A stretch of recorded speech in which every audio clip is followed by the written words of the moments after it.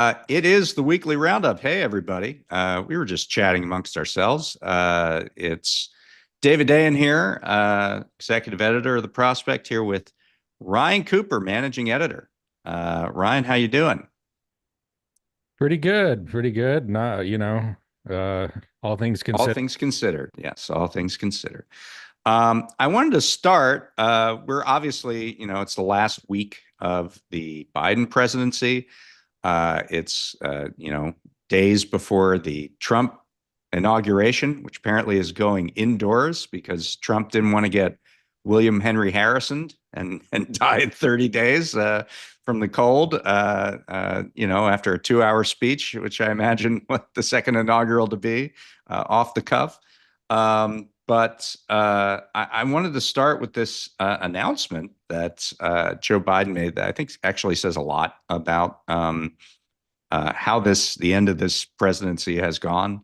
Joe Biden, kind of out of nowhere this morning, has announced that he believes the uh, Equal Rights Amendment to be ratified. Now, we should probably explain why he thinks that. The Equal Rights Amendment was passed by Congress in 1972 with a proviso that it had to get full ratification by the states, which needs a three-quarters of the states to ratify by 1979. After Phyllis Schlafly worked her magic, and while in the beginning of this period, it looked like the ERA was on a fast track to being ratified. Phyllis Schlafly got involved and stopped it in its tracks, and it came up. I don't know, 3 states, 4 states short, something like that, by the 1979 deadline. And so the assumption was the ERA was not ratified and moved on. A coterie of legal scholars kind of came up with this argument that there is no method for Congress to dictate the time length of ratification. There is no time limit under constitutional law, according to this group, and that other states should keep ratifying the ERA until they get to three-quarters of the states, and then the president should get the National Archivist to put it into the National Archives, and it will become a law of the land and enshrined in the Constitution. So several states actually engaged in this, and the last state to put the ERA over the top was Virginia, and that was in January of 2020. Now, that is 5 years ago. You'll notice that that spans the entire length of the Biden presidency. So on day one, in January 20th, 2021, I'd have to go back to look at our day one agenda to see if we added, say that the Equal Rights Amendment has been ratified. I'm not sure that we did.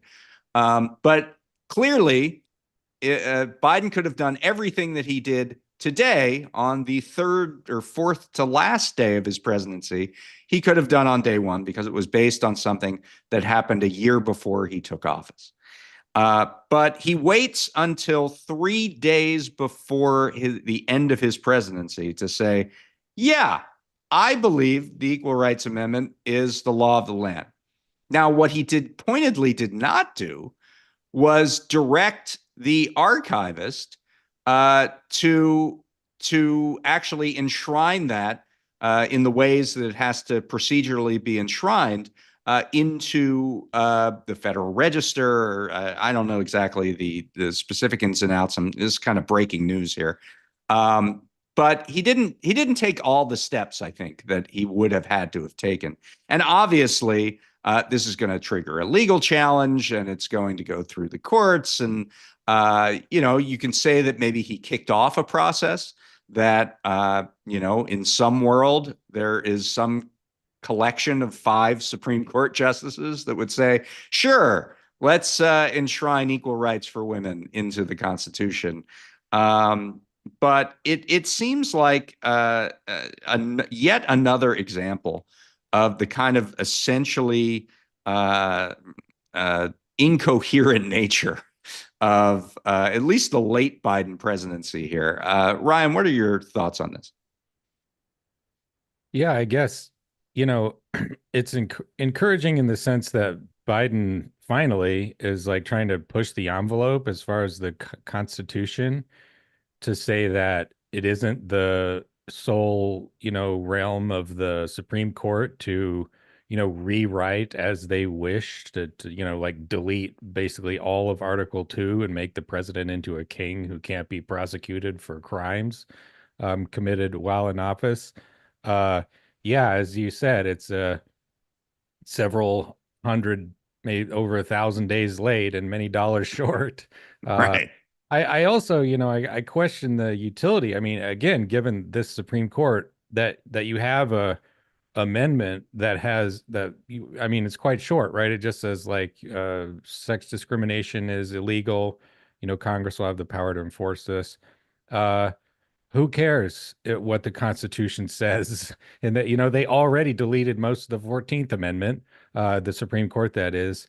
And so it strikes me as kind of, um, you know, back in the, as we were saying, back in this early presidency, Biden was facing all of these, challenges to the demands to reform the Supreme Court. We need to add more justices. We need to start like putting jurisdiction stripping in every bill we pass. Which the latter one, they actually did a little bit of that. A little But bit. Biden convened this blue ribbon panel of experts who, of course, came up with, let's not do anything. And without having, taken on the power of the Supreme Court, like, what is the point of, tacking an amendment on? I mean, I guess it would be better than not doing it, but I don't think it will materially affect, the status of women's rights in this country in the slightest, even if it were attached, because the Supreme Court can just rewrite the thing on the fly. It says whatever they want. Um, Right. Well, I mean, look, I mean, I'm not going to be so nihilist as to say that just because the Supreme Court is likely to, do whatever they want and rewrite a new constitution on the fly, that there's not utility here, potentially. But on the specifics, it sounds like he didn't follow all the steps. He just said, "I think it's the law of the land," and that's kind of as far as he went. And number two, you have to recognize the reality that the likelihood of the justices going ahead with this is pretty slim. Now, there may be utility in saying, look, the justices of the Supreme Court have taken away equal rights for women, and I was on the side of that, and women take note. I mean, there's a political angle to that, right? But I think the reality is that it's kind of, I guess I would call it John Meacham disease, that here at the end of the Biden presidency, he's doing things purely for historical significance. I think the farewell address speaks to that. And I think this action, this sort of haphazard late action that he could have done at literally any time of his presidency, definitely speaks to that. There's no sort of political utility that you get 3 days before leaving office out of this. I mean,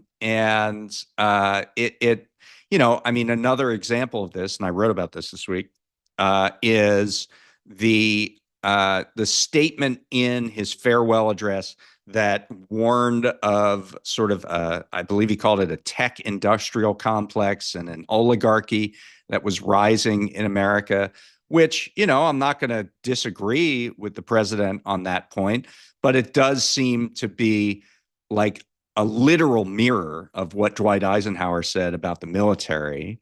It seems to be entirely conducted for the purposes of somebody making a documentary 25 years from now, needing a piece of tape of a president saying that there's going to be an oligarchy, and Biden gets to be in that montage.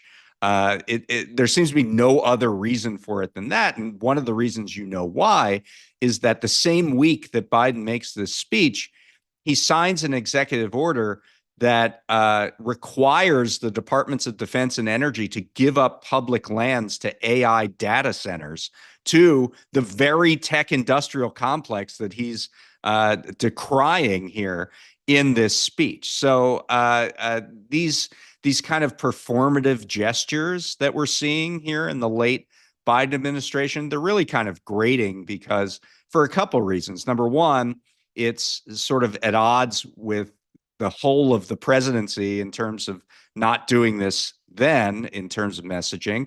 And number two, it's even at odds with the things he's doing right now. I don't know what you think about this, but it leaves me kind of sad and depressed.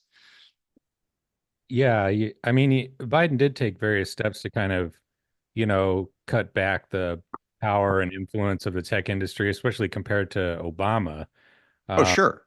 but yeah, it was very much in the sort of timid half measures for the most part. And I mean, part of that is just how long it takes to do anything through the legal system, the antitrust, Yeah. bureaucracy. But I certainly wouldn't characterize his administration's tech policy as like trying to do something about the tech oligarchy. It's like, you know, sort of not a panicked, hair on fire, whole of government approach to just like cutting these guys down to size by any means necessary. It was kind of, I well, mean, the guys that are going to be on that dais on Monday, or I guess they won't be on the dais because I don't know if there's going to be a dais because they're going to do it inside now. But the guys who will be in attendance at the inauguration, Elon Musk and Jeff Bezos and the like, their companies, the companies they founded, didn't get no contracts during the Biden administration. In fact, they expanded them. And certainly their power and influence only grew in these 4 years, even as segments of the administration, like the antitrust agencies, were fighting to diminish the size and power of some of these companies. yeah. No, it's as you said, it's just a very, very much a sort of, well, I guess all is for naught. I'll just kind of, post a few messages in a bottle. But before we move on, Yeah, one other thing I think worth mentioning about the Equal Rights Amendment, I think it's possible to overlook what an indication of how sclerotic and calcified our political system has become. Back in the 1970s, it was almost possible to get an amendment to the Constitution, which is very, very difficult to do. You right, get major procedural hurdles here. Um, you have to have super majorities in both the House and the Senate, right? And then you have to get it passed by three-quarters of the state legislatures. Um, right, and yet that could still happen back in the 70s. And I think, the reason is like, different communications technology back then and the way that the party system has evolved. Back then you had sort of a quasi four-party system because, Democrats, right. Republicans weren't so ideologically sorted. And so That's right. you could make kind of little de facto coalitions around things. And so the political system was much more open to pressure from grassroots mobilization. And now it's like we can't even pass a budget barely most of the time. I mean, not in order. It's always panicked, continuing resolutions at the last minute. Um, and so, yeah, it's like if it seems bad, it didn't always used to be this bad. Um, Yeah. it's a dumb system we have, but it used to have a bunch of weird idiosyncratic quirks that sort of made it work, kind of. But those are, Yes, but I mean, and maybe it's a more metaphysical question here, but that ideological sorting, it seems to me, was always fated to happen. yeah, I mean, there was a reason that Madison and the some of the founding fathers decried the rise of factions. Right? They knew that their system under a factionalist country would be hard pressed to work. Like they actually were the Cassandras here, but it wasn't realistic that we would just always have liberal Republicans and conservative Democrats and unwieldy coalitions and a South that was in the hands of the Democrats for frankly just legacies of Jim Crow and things like that that jumbled the coalitions. it was always going to sort itself out. I think, maybe I'm being too determinist about that. I don't know what you think, but it seems like to me that there was never going to be this perfect kind of weird imbalance that we had, uh, you know, as we worked through the post New Deal period. Yeah. No, naturally, I think, in every other democracy, you have ideological parties, and they're actually a very important part of how the system functions because you have, Social Democratic Party, Green Party, Liberal Party, like the Business Party, Right. um, Conservative Party. Well, there's various flavors of that. And The difference is you have all of them because it's a multi-party system and it's a parliamentary system, and all those parties can gain some measure of power and then operate in coalitions with one another. Whereas in a first past the post presidential system, the opportunities for that multi-party democracy are slim to none. And so you have to sort of ally with these two big poles, and therein lies the gridlock. yeah. And I don't think it's the first time we've had ideologically well sorted parties. The last time was in the 1850s over slavery, Right. and Right. the system immediately imploded, and Right. directly the Civil War. Uh, Right. Maybe Well, on that, a parliamentary system too, but yeah, our system is just incredibly not well suited to a traditional disciplined parliamentary style party system with, you know, um, the people that run on an explicit program, and yet they have to overcome all these veto points, as you said. Um, so and it doesn't have the kind of ability for a caretaker government with a professionalized bureaucracy. That sort of leads us to where we're going to go here, which yeah, is we have a new president coming in on Monday, who really wants to reenact so many things from the late 19th century, both the spoils system, and manifest destiny, and the money question, and the tariff situation.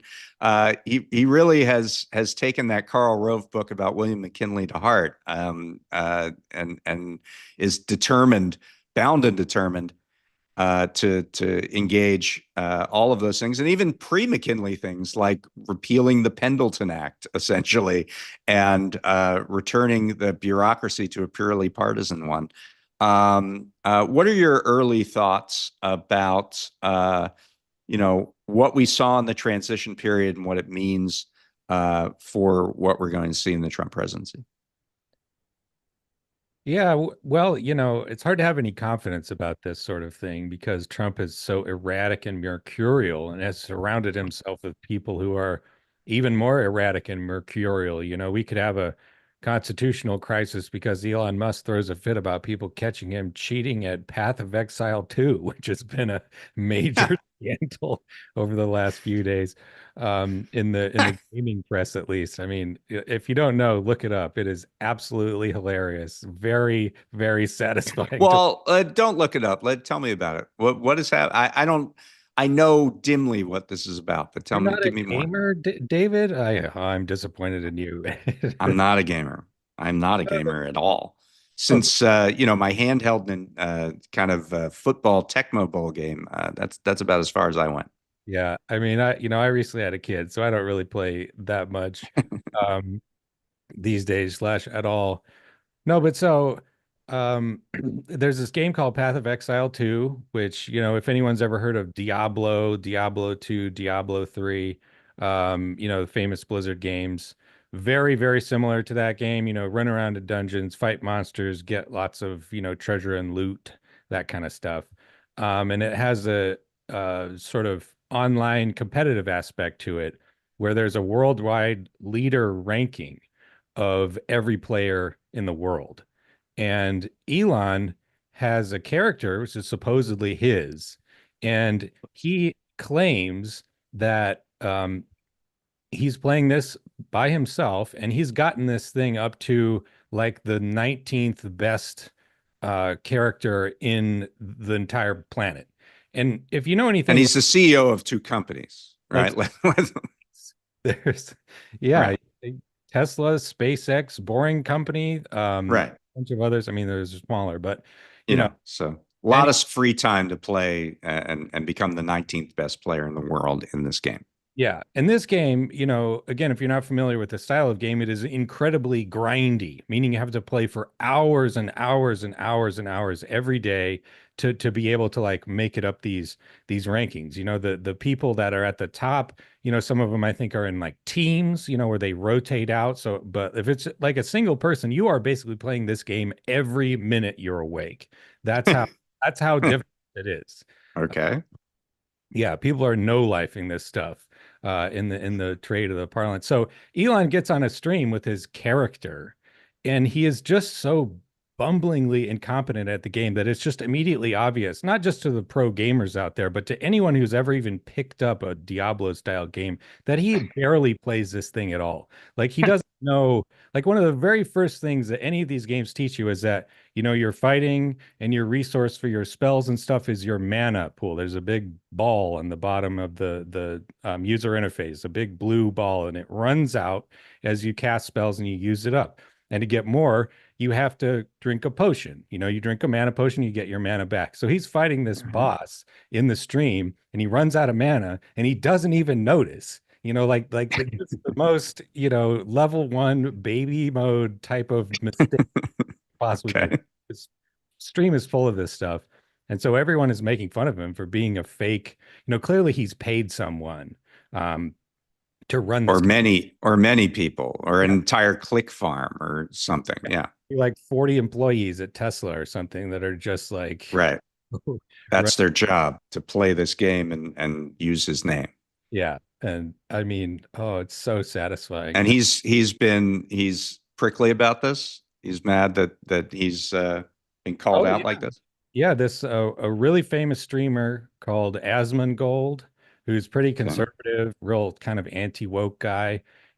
He called him out for it, and being like, Elon, come on, you're not fooling anybody with this crap. And Elon took away his verified check mark and published their DMs on Twitter. It used, Asmongold told him that he had editors that ran his YouTube channel, meaning video. Uh-huh. They're his Right. employees, and Elon said they were his bosses. He was thinking of it like the editor of a newspaper, someone Oh, that, I see. and if you know anything about streaming, that's a ridiculous accusation too. He's the personality. He hires people to like manage all of the obnoxious back end stuff to publish, edit and publish videos and whatnot. Anyway, Well, yeah, all right. Thank you for getting me up to speed. Elon Musk is no stranger to ridiculous accusations, so none of this surprises me. But um, let's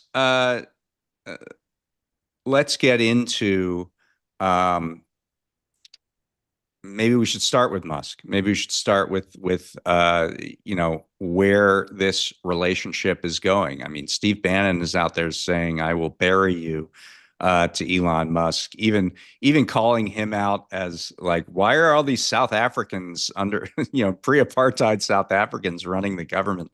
Um, uh, it's a combustible combination, clearly, yeah, but at the same time you have someone with such a megaphone and more money than the president, maybe more influence than the president in certain ways, that is going to be really hard to dislodge from this list. It's very unlike anything we've seen. I was remarking to someone that the only thing I could say that's even close to this fusion of someone who has lots of money, lots of political power, and owns a primary, if not the primary method of communication, at least for the movement that happens to be in power, is someone like Silvio Berlusconi.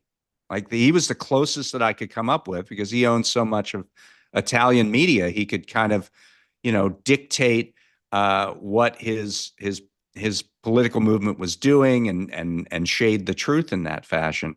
I couldn't think of anybody else, and it's it's really unique, and certainly in American history, it's completely unique. Maybe not completely unique, but what do you think about this uh, incipient combustion that we're going to have with Elon Musk running a desk in the executive office building?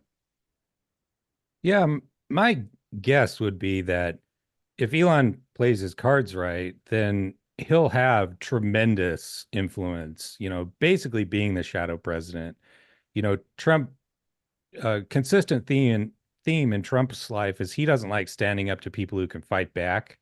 He generally rolls over when he's facing like somebody with really deep pockets, that sort of thing. And so Elon's gotten his way on a couple of big things already, as we've written about at the Prospect. He Hmm. got his way on the budget continuing resolution. A bunch of restrictions on investments in China got stripped out because they would have, affected Tesla. Um, on this H-1B thing, Elon came out in favor of H-1Bs so he can have, basically lower paid immigrants work at his companies instead of Americans. Um, and Trump came around on that one too, in the face of big protests from people like Bannon, as you said. And by the way, having as someone who's lived in South Africa for 2 years, back in 2009 to 2011, I have to Hmm. say I have a lot of sympathy for Bannon's characterization of white South Africans as the most racist people in the world. Had some real bad times with white Yeah. Africans. I think the other thing that maybe people don't remember this, but is going to become very clear and also will play into the hands of, to borrow Joe Biden's phrase, the oligarchs that are going to be running the country for the next 4 years, is that Donald Trump really doesn't like to govern. Like, he really doesn't like the actual mechanical duties of the office. How much of Trump's first term was spent in what was called executive time, where it was just watching TV, essentially was what executive time meant, or down at one of his many golf courses. Uh, uh, Trump really, it's not even that he's a delegator; it's that he ignores the things in office that are the sort of block and tackle that you have to do. And that was to his detriment in the first term because it was very easy for bureaucrats, for people who didn't share certain parts of his agenda, to just say, yeah, we'll do it, and then do something different. But the sort of orbit around Trump, even if he's the same way in term two, and I see no reason why he wouldn't be, the orbit around him is much more tightly controlled. It's Russ Vaught, it's Stephen Miller, and then to a large extent, it's going to be Elon Musk. And they're going to be able to push around the bureaucracy a lot more. One of the first things we're going to see probably is the reinstatement of Schedule F, which is this directive that, at least in the belief of those putting it forward, will make it much easier to fire low level and even mid level bureaucrats in the federal government. We're going to see a lot. I mean, there's going to be an attempt to see a lot tighter control on these kinds of things. The question is, you know, what happens when members of this orbit disagree? Yeah. What happens when something like a Stephen Miller, very xenophobic kind of idea comes up against a an Elon Musk, and wanting to keep cheap visas for tech workers going? That's, I think, where we'll see the frictions. Yeah, and to the point about Trump being very lazy, I think it's worth remembering that Adolf Hitler was also incredibly lazy, very often. He was a notorious dilettante who would procrastinate. He'd get up at noon, go play with his like models of Berlin that he was making up with Albert Speer. Really notorious for that sort of thing. And why the Third Reich functioned so energetically as it did was partly due to something I think it was Ian Kershaw, the historian, came up with called working towards the Fuhrer. And so that you sort of didn't need, Hitler to be signing off on everything. You just needed all of the underlings to be sort of like trying to do what they thought that he wanted. And so Right. you could imagine something like that functioning with Trump as a, sort of quasi-absent figurehead. But back to Elon, I think why this incredibly hilarious gaming story matters is that it reveals a guy who is so incredibly out of touch with reality, is so surrounded with sycophants and yes men that he doesn't know what a ridiculous idea it is to try to pretend that he's this like world-class player of a video game and everyone instantly sees. And so that's an unbalanced mind is a real wild card in a situation like this. I think if Elon were rational and canny, he would have great influence, but it's very easy to see, as you said, some sort of an explosive conflagration coming out that he wouldn't be able to control, even with all of his billions. Because Yeah, I think we see working toward the Fuhrer, working toward the king, in a lot of contexts. There's all this money that has been put toward the inauguration fund. We're talking like I think up to $500 million, and usually this stuff is very secret. But this time around, the companies are proudly announcing, even though they don't have to release this information yet, they're proudly announcing that they donated X amount of dollars to the inauguration fund. By the way, the thing is happening indoors now. So I guess we don't need all of that money. And I'm sure it will be refunded to those companies on the beneficence of Donald Trump. It's a good thing that we changed that. So that's a more public display of attempting to cater to Trump's wishes, using the only thing that he knows, which is money, right? And the people who are maybe the most outward in terms of their sycophancy all have like pending Justice Department or Federal Trade Commission cases against their companies. The Facebook trial is supposed to start in the spring around their monopolization case on illegal acquisitions of WhatsApp and Instagram. There's a case against Amazon at the FTC, which is scheduled, I believe, not even this year. That's how swift the hand of justice moved. I think it's scheduled for next year. But there are. This is the least subtle kind of ways in which these companies are trying to curry favor. I mean, it's money in order to get a break on whether it's regulatory stuff or just climbing down on these cases, and that's certainly the move that they're planning. So there's this overt thing that's happening that I think it really is going to make it hard to maintain this fiction about right-wing populism, right? In the first term, there were a lot of very rich people running the government in the first term. Whether it was the president's own brother-in-law or son-in-law, Jared Kushner, or Steve Mnuchin had a lot of money, but they weren't these kind of totemic oligarchical figures. They weren't. Jeff Bezos was kind of nominally play fighting with Donald Trump in the first term. Musk wasn't on board. Zuckerberg wasn't on board. When you have sort of the very faces of capital that are now so aligned with this figure and this movement, the contradictions are going to be too hard to ignore. What do you think of that?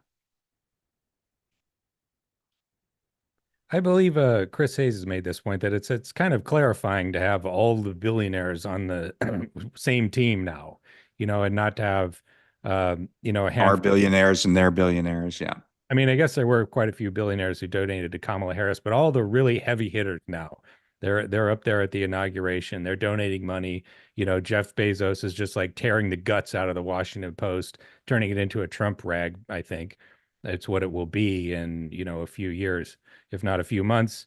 Um, yeah, I think it's clarifying in that sense, and I think it's also clarifying in how it puts the lie to this notion that Democrats somehow drove big tech away by regulating them too much.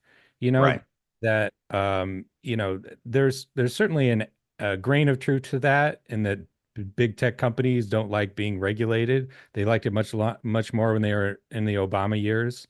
Um, but that's just kind of how politics has evolved. It's much more undeniable that these, companies are incredibly powerful and influential, and think that they deserve to run everything. But more to the point, um, Trump, as you said, a lot of these cases came up, against these tech companies during the Trump administration. The few sort of semi-sincere antitrust folks who were, in power back in those days, and that didn't transform these guys into critics of the Republican Party. It's just that they see now that the way to get total impunity is to just go and lick Trump's boots. You know, Right. it's much more of a, oh, the Republicans, can be bribed into doing what we want, rather than we're mad at the Democrats, per se, because they were always going to be mad at anybody who got them to, enforce the law, to say, hey, hang on, this is like obviously illegal, Right. market manipulation and stuff like that. Yeah, And I mean, it's sort of what are the purpose of the law's existence at all if for purposes of political expediency we have to exempt them for the very companies that most need to be regulated in this fashion, right? So it's yeah, it's I think it's the fact that these are really the icons of capital that's going to make it difficult for the sort of idea that this is a movement of the people first to take hold. And then the other problems are all in the inability, the demonstrated inability of Republicans to find some common ground on various issues. So it is the inauguration is Monday. We still do not have a definitive roadmap for how Republicans are going to mount this legislative agenda that Trump wants. So there's the tax cuts that expire at the end of the year. There is border security funding and mass deportation funding that they want. Some defense hawks want more military spending. There's a bunch of energy initiatives that presumably would bring in some revenue, oil royalty revenue for drilling basically under your own house and everybody else's houses.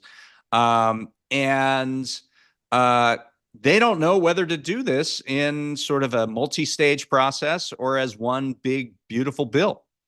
And it's very unclear how other aspects of the sort of normal block and tackle of how you have to govern are going to be undertaken. You wrote a thing this week, actually, about the situation with the wildfires here in Los Angeles and how that funding, which is really fairly perfunctory. I mean, everybody grumbles about it, but disaster funding unilaterally gets to the people who need it. There's supplementals all the time that are put in place to deal with unforeseen natural disasters and events. And this time, Republicans are starting to balk at the idea that they would do this for Los Angeles, which happens to be a very blue city in a blue state. Tell us about your take on that. yeah, well, it's basically Trump and the Republicans doing the exact same thing that they falsely accused Biden of doing during Hurricane Helene. You know, they said, "Oh, he's letting us out, leaving us out to dry, you know, up a creek without a paddle because North Carolina voted for Trump or whatever." And yeah, you see this it's sort of packaged as a desire to make to blame the crisis on liberal Democrats in California, which is arguably kind of true in that California Democrats have consistently enabled a very irresponsible way of construction up into these hills that are incredibly fire prone. You know, Mike Davis was writing about this years ago. But they're not talking about really any of that stuff. They're talking about, you know, this just fake conspiracy crap that they Democrats left all the reservoirs empty. Not true. That they diverted water to care for the smelt. Not true. You know, that the you know, water there wasn't enough water in the system. Not true either. There wasn't enough pressure just because there were so many fires. Um, and most of all, that somehow this is the blame, that this is caused by climate policy, that all the climate activists in California are somehow doing something that makes California burn down in the middle of January. It's not that the world is heating up and so fires are happening at unseasonable times. No, it's that Californians bought too many EVs or something, and then that made LA burn down. Um, and yeah, I think we're going to see Yeah. this type of thing, you know, every, you know, excuse, everything that needs to get through is going to be used to extract concessions or just, you know, impose punishments on blue states. Um, and you know, as it is, it's going to be very difficult to get anything through this Congress. You know, the whole working toward the Fuhrer thing was much enabled in Nazi Germany by the fact that the legislature was a complete fraud. You know, you could just get whatever you wanted with a rubber stamp parliament, or you know, Hitler could rule by decree. But that's not the case in the U.S., at least not yet. You know, and Republicans have a very, very small majority in the House and a not terribly huge majority in the Senate, and they're going to need to, you know, engage with the legislative machinery. And so, yeah, you could see innumerable cases where just, you know, ordinary things that would have been uncontroversial, maybe even under the early Trump term, going to, you know, just end up with, you know, huge concessions attached or just not pass at all. Actually, just leave people to twist in the wind. Well, I'd like to be uh, more optimistic, not necessarily because of what you just said, but because of this, you know, inability to govern on the part of Republicans, that you know, it leads you to think that okay, maybe the damage at the legislative, at least at that level of governing, would be limited. But you know, just an hour or two ago, we saw 10 Senate Democrats agree to cloture on the Laken Riley Act, which pretty much assures its passage in the Senate. And given the fact that even with that thin majority in the House, uh, pretty much every House Republican is on board with this bill, it probably means this is the first bill that Donald Trump's going to sign. And this was a messaging bill that came out last year that has a lot of really dangerous stuff in it. And Democrats have really just fallen apart over the issue of immigration and over this bill in particular in a way that makes me really, really discouraged that there will be any kind of meaningful opposition in the future. I don't know how much you've looked at the Laken Riley Act and what it does. Um, uh, You should probably, yeah, you know, just yeah. I mean, we'll go ahead. well, I'm less familiar with the details. It's something about, you know, it grants governors a unilateral power to deport people, speeds it. You know, why don't you um Yeah, I mean, you know, it was came out of this tragic death of a woman in Georgia who was murdered at the hands of apparently an undocumented immigrant, and you know, it has a number of really troubling pieces to it. One of them is potentially the ability for any local or state, I should say, official to object to an immigration policy and essentially nullify it. It really gives over a lot of power to conduct policy on immigration to the most xenophobic forces in the country. There are other pieces of this that are just as problematic and troubling. But it's a major crackdown on the ability of any legal or otherwise immigration to happen in this country. And the fact that Senate Democrats played this game of footsie, a lot of them got on the bill. 82 of them passed, the motion to proceed, and they including Chuck Schumer, saying, reassuring people essentially that, okay, we just want amendments. We want to have this out. We can't be knee-jerk oppositional. So we just want some amendments. And if we don't get the amendments we want, maybe we'll, kill the bill after that. And now here we are. And we can read out the names. It's both senators from Arizona, including the new senator Ruben Gallego, John Ossoff and Gary Peters, who are up for reelection in the next cycle.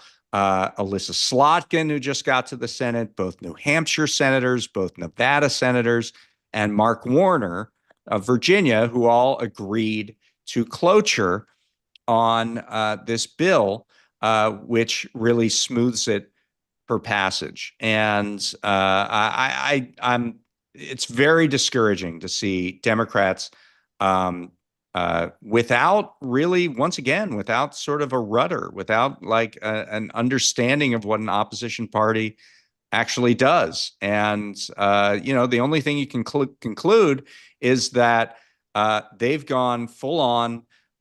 We're just going to protect the border and forget all of that rhetoric we've been saying for years and years about a path to citizenship.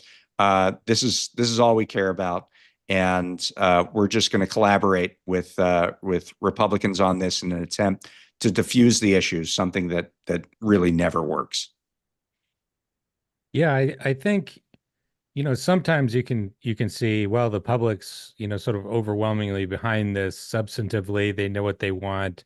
And so we have no choice but to pander to that sentiment. And, I suspect a lot of these Democrats, they're looking at the fact that like Trump won the Rio Grande Valley of Texas for the first time for a Republican since 1912. Yeah. On a platform of let's deport everyone in the Rio Grande Valley, more or less. Um, and they're just like they're completely at sea, but I think that the problem is that they haven't managed to muster up the courage or the conviction to present their own alternative vision for immigration. They just completely ceded the playing field in the discourse to the conservative frame on it, which is that immigration is a huge problem. There's tons and tons of crimes committed by immigrants. That's what this bill is named after, is the woman who was killed by Right. unauthorized And I immigrant. should say the main part of the bill requires detention of immigrants who are even accused of crimes, not found guilty, but ever have been arrested for a crime. With whether the guilt has been established or not, they would need to be taken into custody, and ICE would not be able to release them from custody under this bill. Yeah. Yeah. Really, really terrible stuff. And so I think, without that alternative vision, you look at the polling is very just all over the place in terms of, sentiment towards immigration. Like when Trump was in office and doing lots of horrible stuff to immigration was very popular. It was like more popular than it had been in decades. When people Yeah. got to see what that actually meant in practice, and that kind of cut through the propaganda fog, which is, that's just like 97% lies, that all immigrants are criminals. It's actually the opposite. Immigrants are much less likely to commit crimes than native born citizens. And that there's this like huge, containable surge. Like there's lots of people in raw numbers, but this is a huge country, 300 and almost 40 million people, I think. There's plenty of room in Montana, to like put up some more houses or whatever, like then there's lots of communities, as we've discussed at the Prospect, that are desperately in need of more residents. That was the whole story about that place in Ohio. I forget the name. But, Democrats haven't tried to, contest that field. And so they end up basically just trying to pose as Republican light. And I think the result is that if internalize the Republican frame on things and you have the real thing versus the, 40, Republican light. Yeah. yeah, then you just go with the Republican because why not? These guys Yeah. don't even know what they think. And I think that's a big part of how Trump won in 2020, courage of his convictions. You Yeah. don't just give up because you lost one election, or the polls aren't looking good. You just keep pushing and pushing. Well, And also, and you don't view polls as static because they never are. Uh, the never in our history has there been public opinion on a topic that never changes, like throughout years or decades. We have a question from Andrew Kalazy in the chat. What's the deal with Fetterman? I should say that John Fetterman didn't vote on cloture for the Lake and Riley Act, probably because he didn't have to. Um, uh, but Fetterman has been sort of an avatar of someone willing to, collaborate, to cooperate with the incoming regime, talking about voting for a number of Trump cabinet officials, visiting Mar-a-Lago, I believe. And certainly he co-sponsored this bill, the Lake and Riley Act. So it's not like he wasn't going to vote for it at some level, but he didn't vote on the cloture vote that just came on. You're a constituent, Ryan, of John Fetterman, so you're better equipped to answer this. What is the deal? he got us all good, I'm afraid. I was a Fetterman supporter when he was running in 22. Against Connor Lamb because, basically he was on the Bernie side. That's what I thought. And maybe he was, he was all for Medicare for all, taxing the billionaires, all the usual Bernie stuff for the most part. Um, I think there's a few things you could sort of mention. I'm not his like friend, so I don't know what's in his heart. Um, but I think a key turning point was the war in Gaza. It turns out I had no idea, but he's a diehard Zionist. And the other thing about Fetterman is that he's got a troll personality. He was constantly trolling Dr. Oz during the election to great effect, I thought. But his reaction to criticism over his stance on Gaza, which was basically, just like wrapping himself in the Israeli flag, was to double down. And I think it's Yeah. alienated him from progressives quite a bit. And then, of course, he had a stroke, and that can lead to radical personality changes. Um, it's I mean, anybody. I don't want to go there. I mean, I think his personality, as you say, his trollish personality has been largely the same. But obviously, he's getting some signals from either his own instincts or his advisors that if you want to maintain your status in Pennsylvania, you got to go at least part of the way in on Trump. I want to touch on though what you just said because and we have about 5 minutes left. Um, we have seen a ceasefire agreement take hold in Israel in the Gaza war. It's a three-stage ceasefire. The Knesset just passed the framework today. However, the Israeli Prime Minister Benjamin Netanyahu has really said that he's not going to consider himself held to the second and third stages of the ceasefire agreement. The first stage is a 6-week ceasefire in exchange for a prisoner swap, hostage swap, something like 30 odd hostages on Israeli hostages, and I don't know the exact number of Palestinian prisoners. But Netanyahu has basically said, I forget about the rest of the agreement, not in so many words. And so 6 weeks from now, we'll see actually what was done here. But one thing that's, I think, interesting, and it goes back to sort of what we were talking about at the beginning, is that uh, Joe Biden, in announcing this, made a point of saying that this was the exact agreement that he put together and told to the world in May, which is an indictment of Joe Biden, right? I mean, if this was available in May, then and we know that Hamas was agreeing to the thing. There's this kind of fiction that they didn't agree to it, and that's what was holding things up. But they publicly agreed to this in July. Then the impetus of the blame here for why this didn't go into place then is entirely on not just the Israeli government, which dragged its feet clearly, but the Biden administration for not using any of the tools of influence that they clearly have and had to bring an end to this tragedy. Yeah.